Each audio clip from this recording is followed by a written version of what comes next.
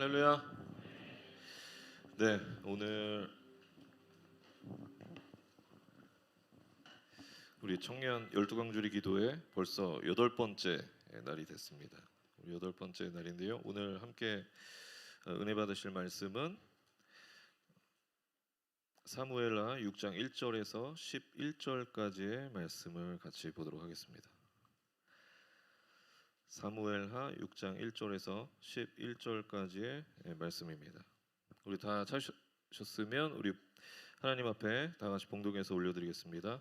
다윗이 이스라엘에서 뽑은 무리 3만 명을 다시 모으고 다윗이 일어나 자기와 함께 있는 모든 사람과 더불어 바알레 유다로 가서 거기서 하나님의 궤를 메어 오려 하니 그 궤는 그룹들 사이에 좌정하신 만군의 야훼 이름으로 불리는 것이라. 그들이 하나님의 궤를 새 수레에 싣고 집에서 나오는데 아비나답의 아들 우사가 아유가 그 새 수레를 모니라. 그들이 산에 있는 아비나답의 집에서 하나님의 궤를 싣고 나올 때에 아유는 궤 앞에서 가고 다윗과 이스라엘 온 족속은 잣나무로 만든 여러 가지 악기와 수금과 비파와 소고와 양금과 제금으로 야훼 앞에서 연주하더라. 그들이 나곤의 타작마당에 이르러서는 소들이 뛰므로 우사가 손을 들어 하나님의 궤를 붙들었더니 야훼 하나님 우사가 잘못함으로 말미암아 진노하사 그를 그곳에서 치시니 그가 거기 하나님의 야훼께서 우사를 치심으로 다윗이 분하여 그곳을 베레스 우사라 하시니 그 이름이 오늘까지 이르리라. 다윗이 그날에 야훼를 두려워하여 이르되 야훼의 궤가 어찌 내게로 오리요 하고 다윗이 야훼의 궤를 옮겨 다윗성 자기에게로 메어가기를 즐겨하지 아니하고 가드 사람 오베데돔의 집으로 메어간지라. 야훼의 궤가 가드 사람 오베데돔의 집이 석 달을 있었는데 야훼께서 오베데돔과 그의 온 집에 복을 주시니라. 아멘. 네, 오늘 말씀을 전해주실 목사님은 우리 만나교회를 섬기고 계시는 우리 김종윤 목사님이십니다. 우리 김종윤 목사님께서 성령님이 임하시면 죽는 사람, 아무 일도 없는 사람, 복 받는 사람, 이런 제목으로 말씀 전해주실 텐데요. 우리 목사님 나오실 때 할렐루야로 하나님께 영광 돌리고 환영하는 마음으로 박수로 모시겠습니다. 목사님 나오시겠습니다.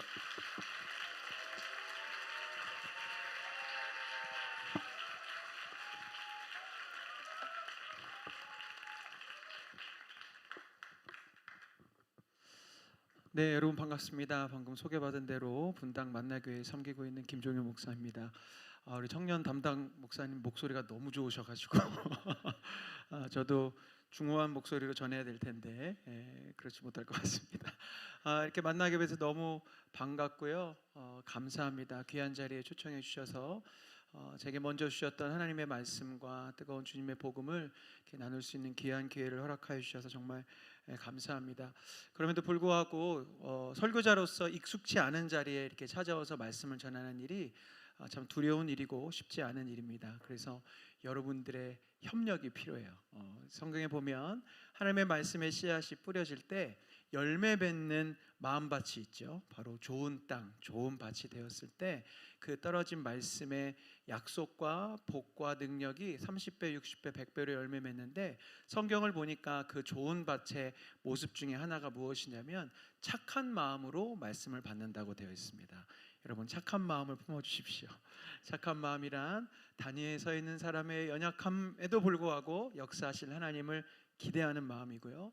오늘 나에게 선포하실 하나님의 말씀을 적극적으로 웰컴하는 마음입니다. 여러분들 안에 그 착한 마음이 있으시다면 복음을 전하는 저에게도 너무나 기쁨이 될 것 같고요.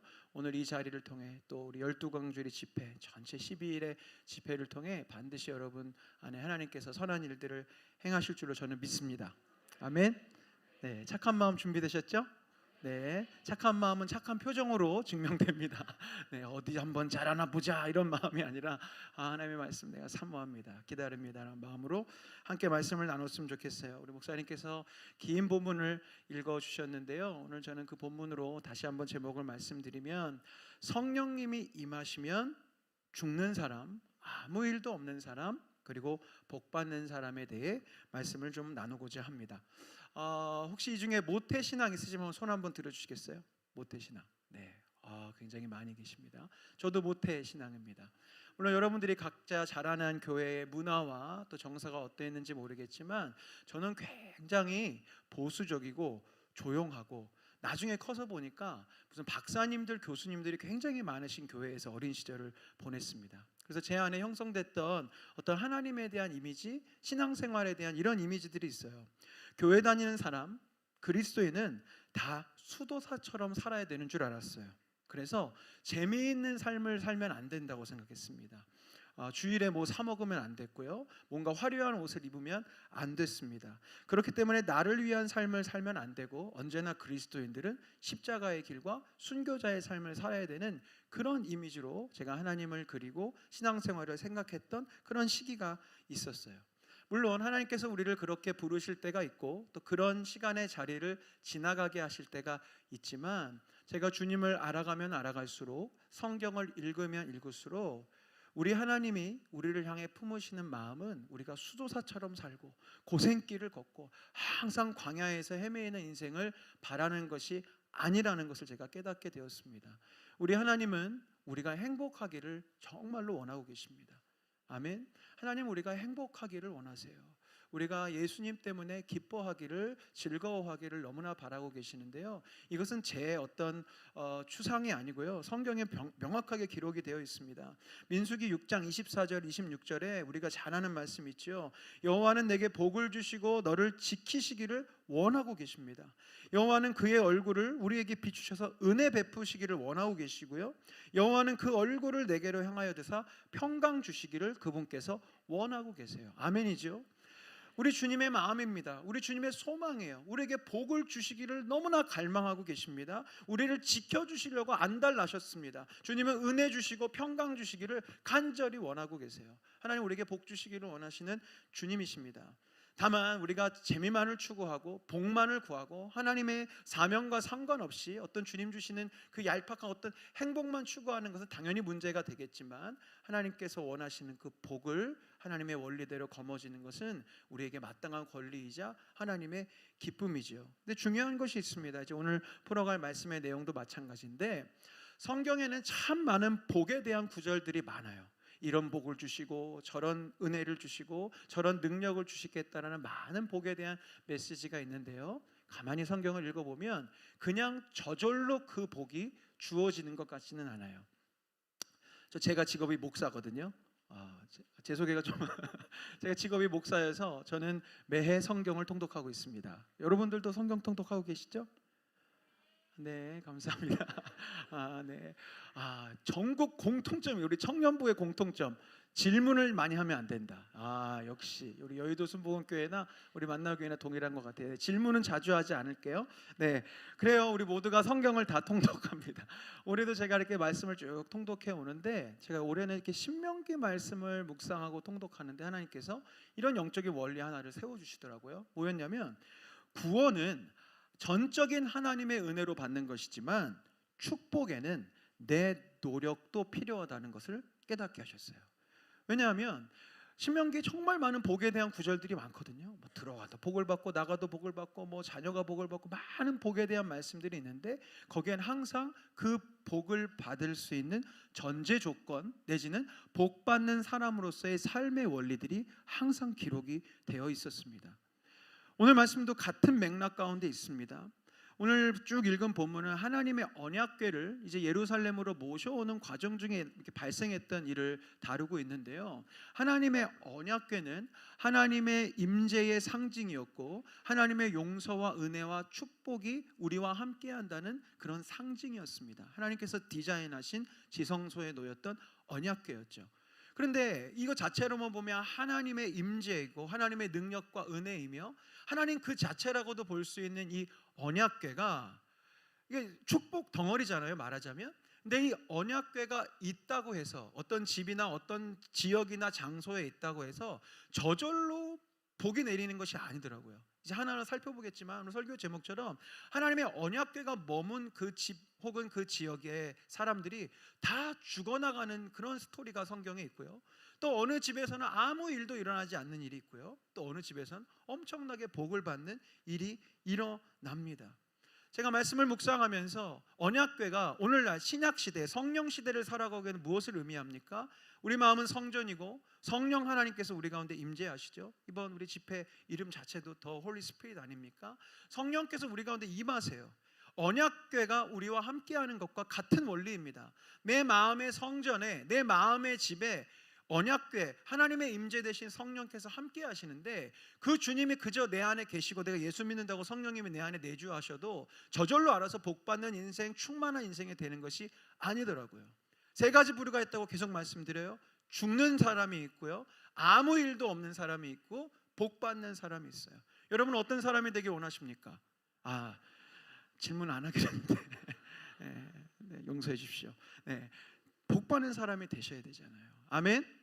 우리 청년의 시기에서부터 하나님이 주시는 거룩한 축복, 세상에 말하는 얄팍한 복이 아니라 하나님께서 우리에게 예비해 주시고 부어 주시고 정말로 간절히 원하고 계시는 그 복을 우리가 거머쥐며 허덕이만 살아가는 인생이 아니라 그 복으로 힘차게 승리하는 그런 삶이 되어야 할 텐데 그 영적인 원리가 무엇이 있는지 오늘 저는 살펴보고자 해요. 첫 번째는요, 언약궤 때문에, 하나님의 임재 때문에 죽는 집에 대한 이야기를 좀 다루고자 합니다. 이 언약궤에 대한 스토리가 성경의 구약에서부터 쭉 계속 나오는데요, 사무엘이 아주 어렸던 시절에 엘리 제사장이라는 아주 거룩하지 않았던 제사장의 그 시절이 있지 않았습니까? 이 엘리 제사장 시절에 블레셋이 이스라엘을 공격해 들어오고 그 공격이 너무나 강력했기 때문에 거듭되는 전쟁에서 이스라엘 백성들이 패배하게 됩니다. 그때 이스라엘의 장로들이 머리를 굴리죠. 우리가 지금 계속해서 전쟁에 지고 있는데 우리 한번 전쟁터에 언약궤를 한번 가져가 볼까? 하나님이 우리와 함께 하신다는데 우리가 이길 수 있지 않을까 싶은 마음에 언약궤를 들고 갑니다. 어떻게 보면 굉장히 기특해 보일 수 있어요. 전쟁터에 하나님을 모시고 한다. 근데 아니었어요. 이것은 하나님을 그 전쟁의 주인이자 하나님을 그 능력을 의지하는 마음 때문이 아니었고요. 오늘 계속 살펴보겠지만 지금 하나님을 그들의 목적과 유익을 위해 도구 삼고자 하는 행동이었어요. 하나님을 써먹으려 하는 겁니다. 언약궤, 하나님의 임재를 자신들의 승리를 위한 도구로 이용해 먹으려고 그 언약궤를 들고 나간 거죠. 주님이 그들의 본심을 아시죠. 모르실 리가 없죠. 그래서 주님은 그 언약궤가 전쟁터에 있음에도 불구하고 그들이 그 언약궤를 마치 우상처럼 그렇게 사용하려고 들었기 때문에 그 전쟁에서 처참히 패배하게 하셨고 그 언약궤를 블레셋에게 빼앗기게 됩니다. 근데 그 블레셋 사람들도요, 이 언약궤에 대한 지식이 없었기 때문에 이 언약궤를 마치 그냥 점령한 한 나라의 우상 신상처럼 여겼던 것 같아요. 그래서 우리 신전에다가 모셔놓으면 그래도 이스라엘 신의 우상인데, 신상인데 그래도 이게 좀 우리와 함께하면 복이 되지 않을까?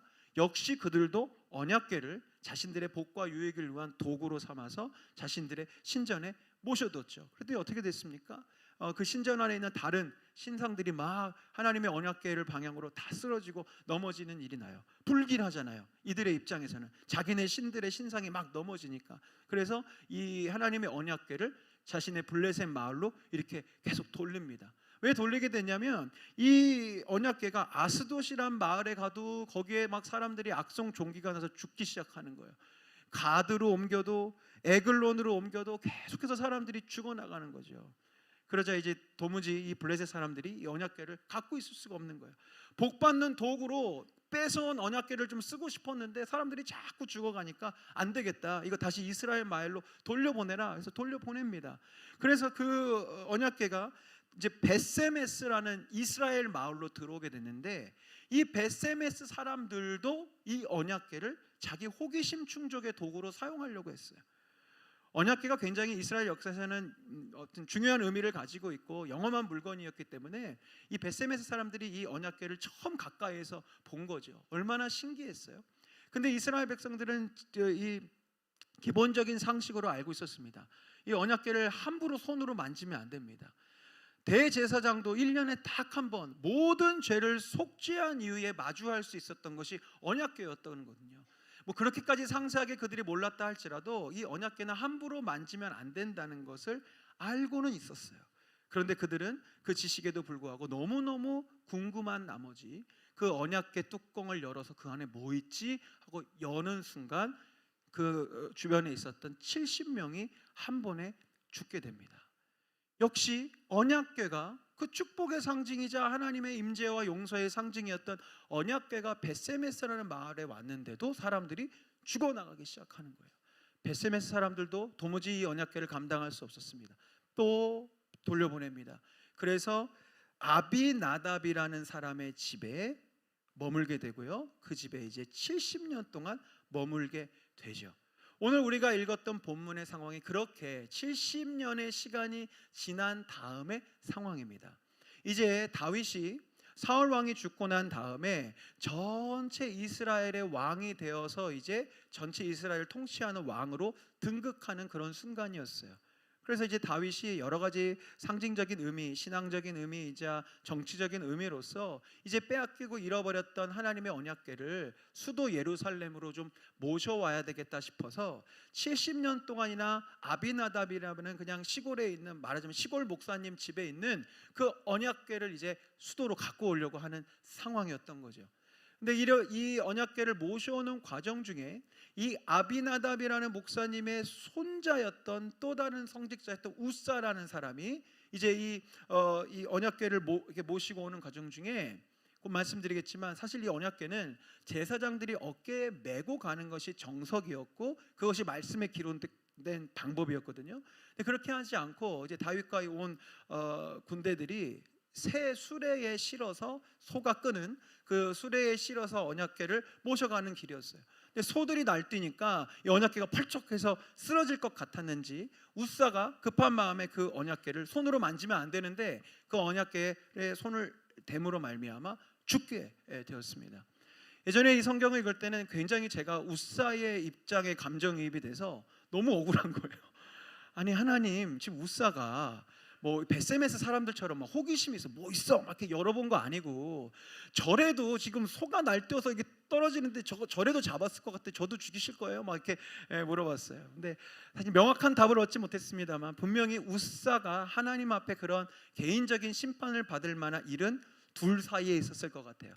그래서 제가 천국 가면 물어볼 일이 진짜 많은데 하나님 앞에 공룡은 정말 어떻게 다 사라진 겁니까?부터 시작해가지고 근데 그것도 물어보려고 그래요. 우사는 왜 죽이셨습니까, 하나님? 근데 꼭 물어볼 텐데 어쨌든 우사가 하여튼 율법의 말씀에 의해서는 손으로 건들면 죽는다고 되어 있기 때문에 그 말씀대로 손으로 건드려서 죽게 돼요. 근데 가만히 보니까 이 우사가 물론 자신의 죄 때문에 물리적으로 보면 자기가 손으로 댔다는 그 죄 때문에 죽은 것이긴 하지만 제가 말씀 전체를 보니까 사실 우사의 심판은 다윗을 향한 하나님의 경고이자 다윗을 향한 하나님의 심판이시기도 했다는 것을 발견합니다. 왜냐하면 다윗은 지금 이 하나님의 언약궤와 하나님의 임재를 그 옛날 자신들의 조상들 이스라엘 장로들처럼 자신의 어떠함을 위한 인간의 도구로 이 언약궤를 사용하려고 했기 때문에 그래요. 아까도 말씀드렸지만 다윗이 지금 왜 하필 지금 이 시기에 언약궤를 가지고 오려 했을까요? 그 이유는 하나입니다. 이제 사울 왕이 죽고 북이스라엘과 남유다 전체의 왕으로 등극하는 그 과정 중에 자신의 어떤 상징적인 통치의 퍼포먼스가 필요했어요. 난 이제 드디어 이스라엘의 왕이다. 내가 전체 이스라엘을 통치하는 왕으로 주님이 나를 택하셔서 세우셨다라는 어떤 정치적인 메시지, 자신의 어떤 왕권에 대한 메시지를 온 이스라엘에게 선포하고 싶었고 그것의 가장 베스트로 쓸 수 있는 방법이 무엇이었냐면 언약궤를 모셔와서 자기가 살고 있는 예루살렘에 화려하게 모셔두는 것이 가장 확실한 정치적인 퍼포먼스였어요. 왜 그랬는지 한번 오늘 본문을 다시 한번 상세하게 보실게요. 사무엘하 6장 1절과 5절을 제가 다시 읽어드립니다. 다윗이 이스라엘에서 뽑은 무리 몇 명이요? 3만 명을 다시 모았어요. 여러분 언약궤가 아무리 무거워도 여기 뭐가 비슷할까요? 이 건반보단 조금 무거울 수도 있어요. 건반만 해요. 여러분, 이 건반 옮기는데 3만 명이 동원됐으면 이해가 되십니까? 그리고 성경에 보면 사실 4명이면 충분합니다. 이 배틀체에 껴서 앞뒤로 2명씩 해서 메고 가면 돼요. 물론 앞뒤로 뭐 찬양하는 사람들 포함해서 아무리 많이 잡아봐야 제 상식으로는 언약궤를 옮길 때 한 300명이면 됩니다. 많이 잡아야. 근데 지금 다윗은 몇 명을 데리고 그 작은 마을로 가고 있습니까? 3만 명이에요. 이게 뭐냐면 언약궤를 모시는 게 이게 포인트가 아니고요, 왕의 행차를 하는 거예요. 자신의 왕권과 군사력과 이 모든 힘을 온 백성에게 과시하고 싶었던 거죠. 3만 명을 데리고 그 자리를 가는 거예요. 그리고 5절에 보니까 이렇게 되어 있습니다. 다윗과 이스라엘의 온 족속은 잣나무로 만든 여러 가지 악기와 수금과 비파와 소고와 양금과 제금으로 여호와 앞에서, 제가 집중해서 본 단어는 뭐냐면 연주하였더라 이렇게 되어 있어요. 이따가 이제 말씀 뒷부분에 보겠지만 다시 가지고 올 때는 그들은 찬송하거든요. 근데 지금 여기 보면 그냥 연주하고 있어요. 이건 지금 하나님을 예배하는 것이 아닙니다. 왕의 행차에, 왜 우리나라도 보면 이렇게 왕 행차할 때 막 노래 나오잖아요. 지금 그거 하고 있는 거예요. 3만 명 딱 거느리고 다윗은 왕의 멋있는 옷을 입고 왕관을 쓰고, 네, 이제 바로 내가 이 언약궤를 모셔온다. 70년 동안 잃어버렸던 이 언약궤를 내가 가지고 온다 하면서 3만 명이 쭉 일절 가고 연주하고 나팔 불고 왕이 행차하십니다. 왕이 행차하십니다. 이러고 지금 가고 있는 것이죠. 이 상황 여러분 그려보셨으면 좋겠어요. 언약궤를 모셔오고 있지만 그 자리에 하나님은 없습니다. 온통 다윗의 이야기만 가득한 거예요. 다윗, 다윗, 다윗. 하나님 그 다윗의 중심을 명확하게 보셨던 거죠. 너가 지금 나를 도구 삼고 있구나. 지금 너가 나를 이용하려고 하고 있구나. 이 언약궤를 너의 정치적인 수단으로 삼으려고 하고 있구나 라고 하는 것을 경고하시기 위해서, 다윗에게 하나님의 메시지를 전하시기 위해서 우사를 치심으로 이 다윗이 깨닫게 돼요. 그런데 이 깨달음이 부정적인 깨달음이었어요. 너무 두려운 거예요. 무서운 거예요. 그것도 저의 묵상입니다만, 이 언약궤를 자기 마음대로 할 수 있을 거라고 생각했는데 그게 안 되니까 두려웠던 거예요. 와, 이 언약궤 이거 쉽지 않네.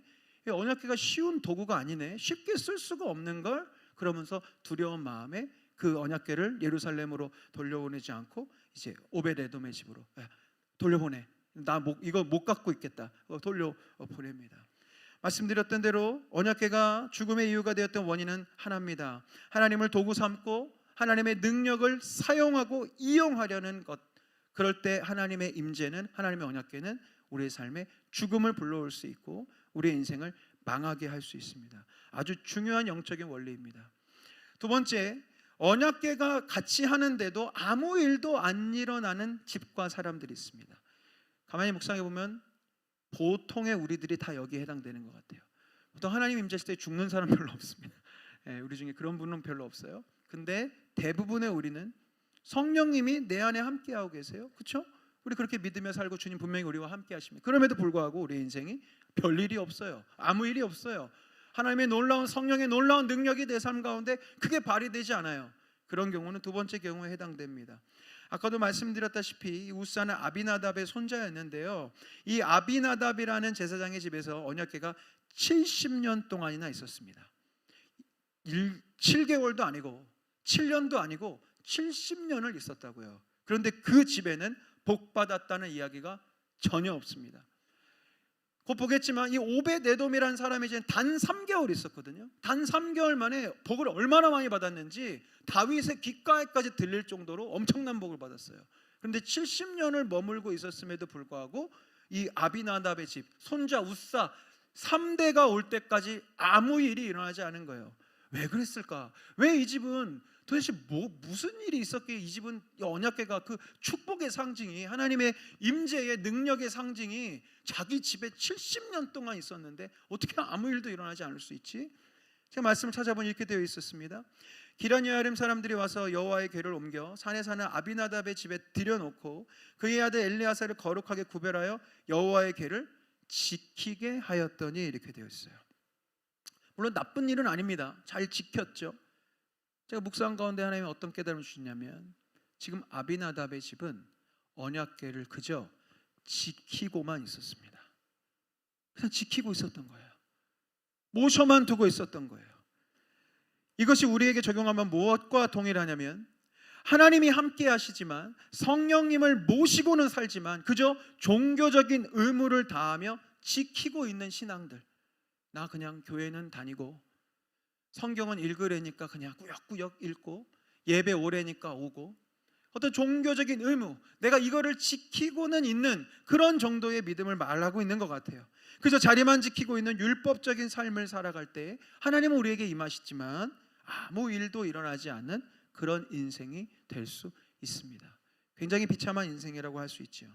마지막 세 번째는 어떤 유형의 집이 있냐면 이 언약궤 때문에 복을 받고 이 복에 대한 소문이 퍼져나가는 집이 있어요. 바로 오벳 에돔의 집이었죠. 말씀드렸던 대로 이 오벳 에돔의 집에는 이 언약궤가 단 3개월이 있었습니다. 그럼에도 불구하고 엄청난 축복에 대한 소식이 들려올 만큼 많은 복을 받았어요. 저는 다시 한번 말씀드려요. 저와 여러분이 이렇게 오벳 에돔처럼 하나님의 임재로 인해 복 받는 사람들, 그 복만 받는 것이 아니라 내가 하나님의 임재 때문에 복 받았다는 이야기가 소문처럼 퍼져가서 너는 어떻게 해서 그런 복을 받을 수 있어? 너 어떻게 해서 그렇게 능력 있는 삶을 살 수 있어?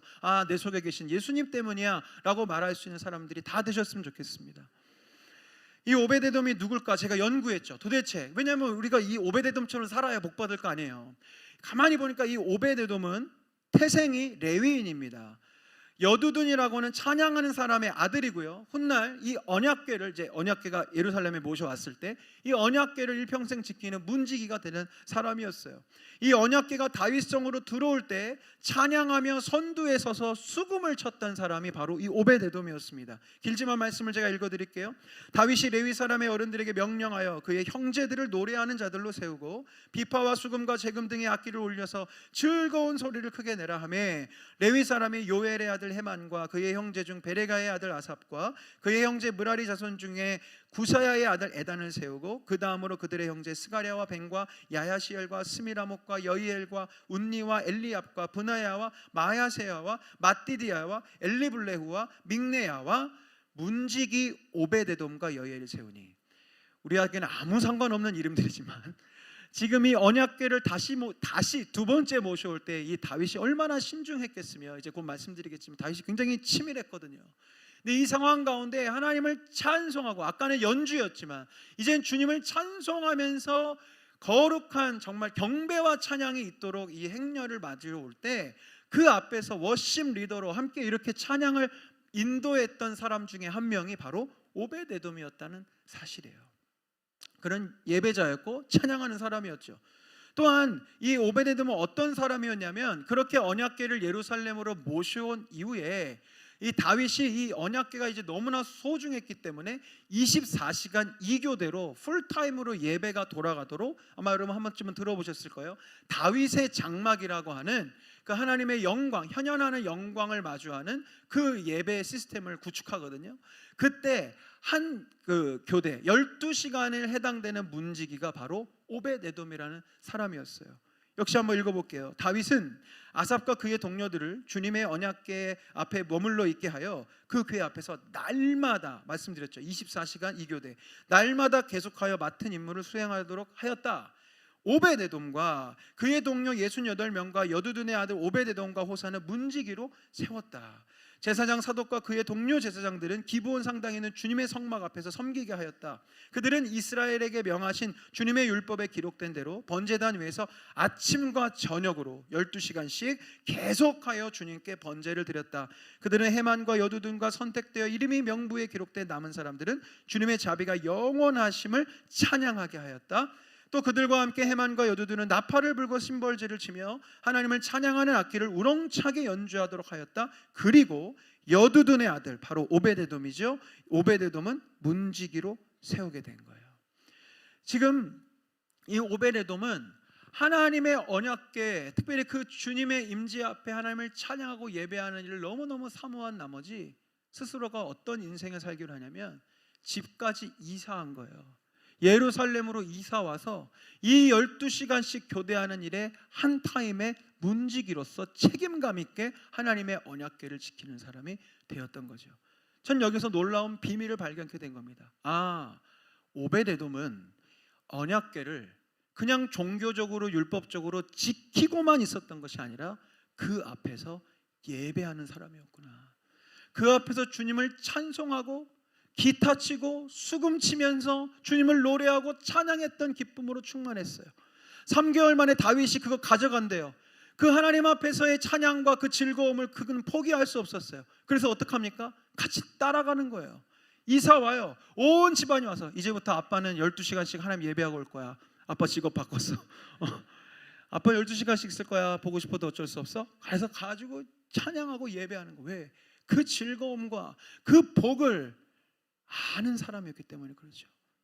제 묵상에 틀리지 않은 것이 그 다음에 다윗이 이제 두 번째 이 소문 듣고 찾아갔을 때 이걸 가지고 오는 다윗의 행동이 완전히 바뀌어 버려요. 제 상상의 건데 아마 이 다윗이 부랴부랴 그 소문을 듣자마자 오베데돔 집에 달려왔을 거예요. 그리고 오베데돔한테 물어봤을 거예요. 야, 너 3개월 동안 이 언약궤 앞에서 뭐 했니? 그럼 제가 말한 그거 얘기했을 것 같아요. 저희 집은 그저 언약궤 앞에서 예배했는데요. 주님의 임재 앞에 기쁨으로 찬양했을 뿐인데요. 제가 배운 게 그거예요. 저희 아버지가 찬양하는 사람이고 우리 집안 대대로 찬양하는 사람들인데요. 저희는 그냥 배운 대로 하나님의 언약궤 앞에서 찬양하고 노래하고 예배하고 하나님을 기쁘시게 해드린 것뿐이에요.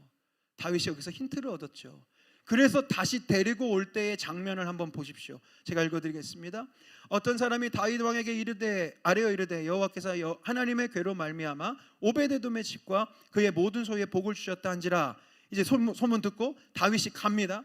그 다음에 어떻게 갖고 오냐면 하나님의 궤를 기쁨으로 메고 오베데돔의 집에서 다윗성으로 올라갑니다. 여호와의 궤를 맨 사람들이 6걸음을 가매 다윗이 소와 살찐 송아지로 제사를 드려요. 예배를 드려요. 아까는 연주만 있었는데 이제는 예배를 드립니다. 다윗이 여호와 앞에서 그 다음에 예배만 시킨 게 아니라 왕으로서 아까처럼 막 팔짱 끼고 예배 드려 이게 한 게 아니라 자기가 예배자가 되기 시작했어요. 여호와 앞에서 힘을 다하여 춤을 추는데 그때의 다윗이 배 에봇을 입었습니다. 이것은 성전 일꾼이 입는 옷입니다. 먼저 번에는 왕의 옷을 입고 왔었잖아요. 근데 지금은 왕의 옷을 벗어버리고 성전에서 막일하는 사람의 옷을 입고 온 거예요. 뭐예요? 난 예배 드리는 사람입니다. 난 제사 드리는 사람입니다. 나는 왕 아닙니다. 난 하나님 앞에 예배자입니다 라고 선언하고 선포하는 겁니다. 혼자만 그렇게 한 것이 아니라 이제 온 이스라엘 족속에게 즐거이 환호하며 나팔을 불며 여호와의 궤를 기쁨으로 워십하면서 경배와 찬양하면서 지금 막 모시고 오는 거고 그 앞에 워십 리더 중에 한 명이 오베데돔이었던 것이지요. 여러분 보십시오. 이 오베데돔에게 그 영적 비밀을 들은 거예요. 어떻게 해서 복 받았니? 어떻게 해서 하나님의 임재로 하여금 이렇게 풍성한 힘을 얻게 되었니? 예배하고 찬양했습니다. 그래, 이거구나.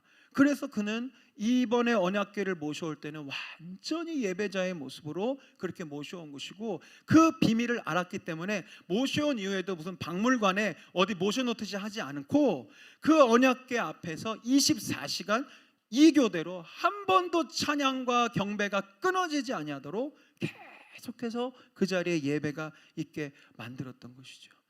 그러니 여러분, 우리가 함께 모여서 예배하고 함께 모여서 기도하자라는 그런 이야기가 그냥 교회에서 나오는 광고 문구가 아닌 것입니다.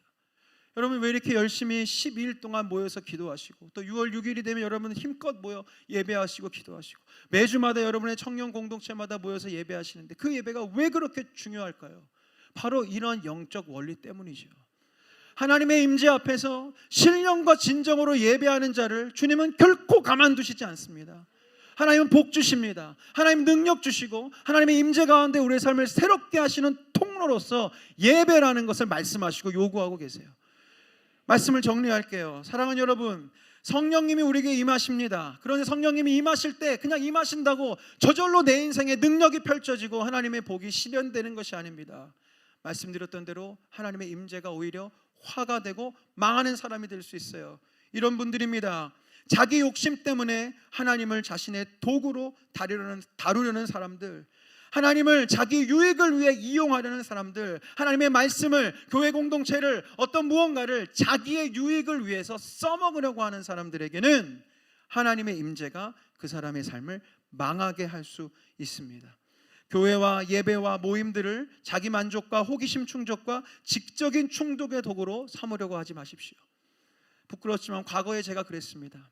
저도 오랜 시간 찬양 사역을 하고 예배 사역을 하고 있는데요, 한때는 하나님을 찬양하고 예배하는 게 너무 좋았어요.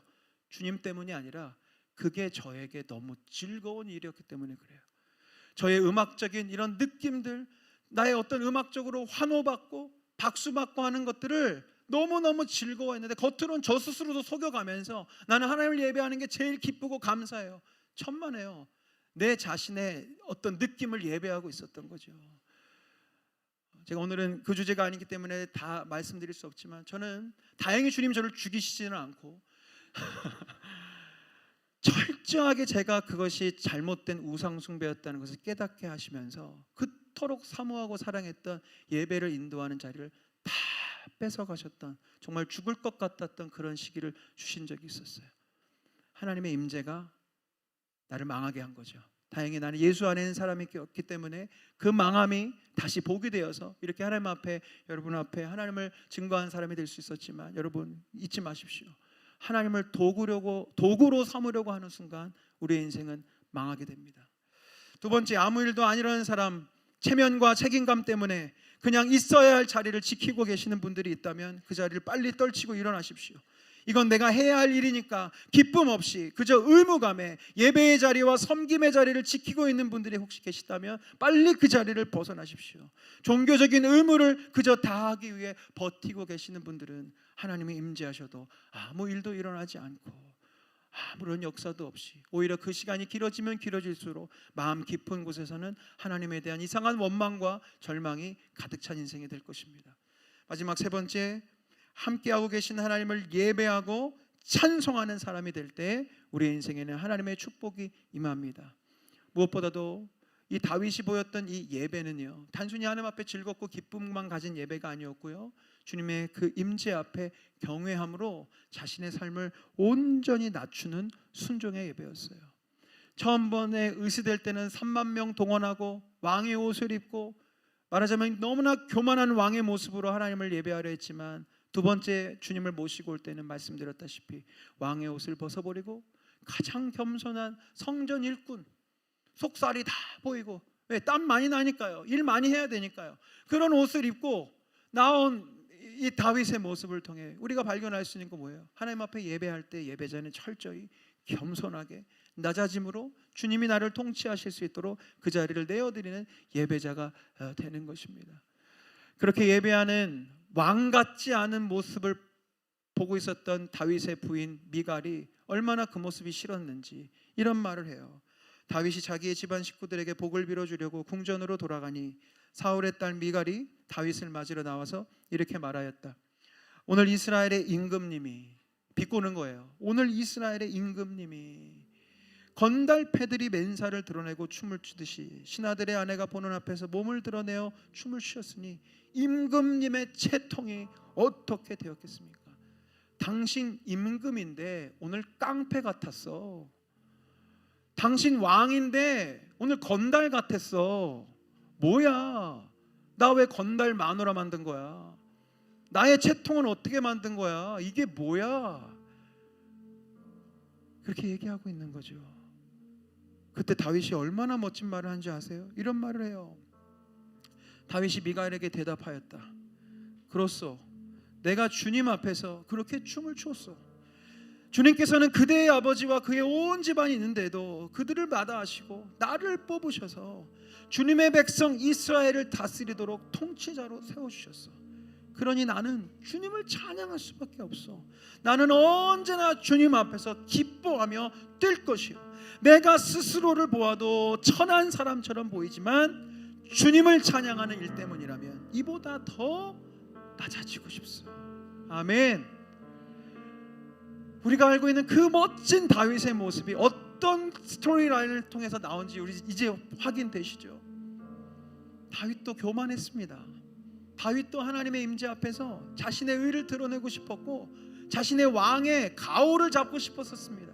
그런데 그것이 주님 앞에 통하지 않는다는 것을, 주님은 결코 그런 교만한 삶을 쓰지 않는다는 것을 명확히 깨닫고 난 이후에는 이런 멋진 위대한 고백을 하는 것이죠. 내가 주님을 높이려 함에 있어서는 이보다도 더 낮아지고 싶소.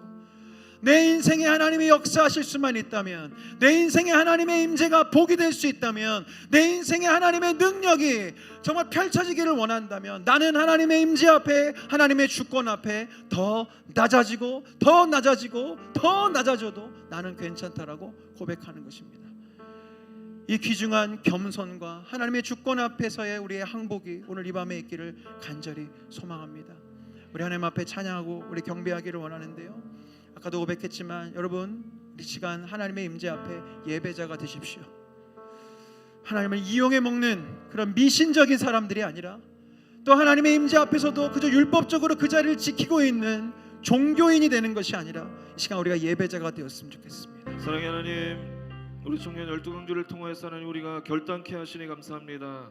하나님, 우리의 삶으로 결단을 통하여서 각오에 그치는 것이 아니라 우리의 삶으로 살아내는 귀한 청년들 될 수 있도록 인도하여 주시옵소서. 하나님, 606 성회를 준비하며 나갈 때에 하나님 성회 준비하는 모든 과정 가운데 악한 마귀 요소 틈타지 못하게 하시고 오직 성령님만 의지하여 나가는 우리 귀한 성회 될 수 있도록 주님 인도하여 주시옵소서. 하나님, 그 성회를 통하여서 하나님 찾으신 예배자들이 예배할 수 있게 하여 주시옵시고, 하나님 찾으시는 새벽의 설과 같은 청년들이 그곳에서 예배할 수 있도록 주님 인도하여 주시옵소서. 하나님, 위기에 빠진 한국교회 청년 세대가 우리 606 성회를 통하여서 부흥이 시작되는 역사 나타날 수 있도록 하나님 인도하여 주시옵시고, 하나님의 귀한 역사가, 성령님의 역사가 그 성회를 통하여서 나타날 수 있도록 주님 인도하시고 역사하여 주시옵소서. 특별히 하나님 이 시간 중보하며 나갈 때에 하나님 우리 만나교회 청년 공동체를 사랑하여 주시고, 하나님 한국교회 부흥을 이끌어가는 귀한 교회 될 수 있도록 주님께서 역사하시며, 하나님 모든 리더들과 함께하여 주시고, 하나님 우리 한국교회가 우리 여의도 순복음교회와 또 우리 이번 12강주를 통해 영광 돌리는 모든 우리 청년 공동체를 통하여서 하나님 앞에 귀한 열매 맺는 귀한 공동체들이 될 수 있도록 주님 인도하시고 역사하여 주시옵소서. 하나님께서 오늘 우리 가운데 결단케 하시고 회복 주시고 은혜 주심을 감사드리며 울곤하신 예수님의 이름으로 간절히 기도했습니다. 아멘. 할렐루야. 지금은 우리 머리 되어 주시고 우리의 승리자 되어 주시는 예수 그리스도의 크신 은혜와 하늘 아버지의 극진하신 사랑하심과 지금도 우리 안에 함께하셔 우리 연약함을 위해 말할 수 없는 탄식으로 기도하시며 우리를 위하여 돕고 계시는 보혜사 성령님의 감화 감동 역사 충만하심이 이제 주님의 임재 앞에 겸손한 예배자 되어 주님이 그토록 원하시는 축복을 받아 이어가는 거룩한 백성들이 되기로 결단하는 하나님의 거룩한 백성들, 귀한 청년들의 삶 가운데 영원토록 함께 하시기를 간절히 축원하옵나이다. 아멘.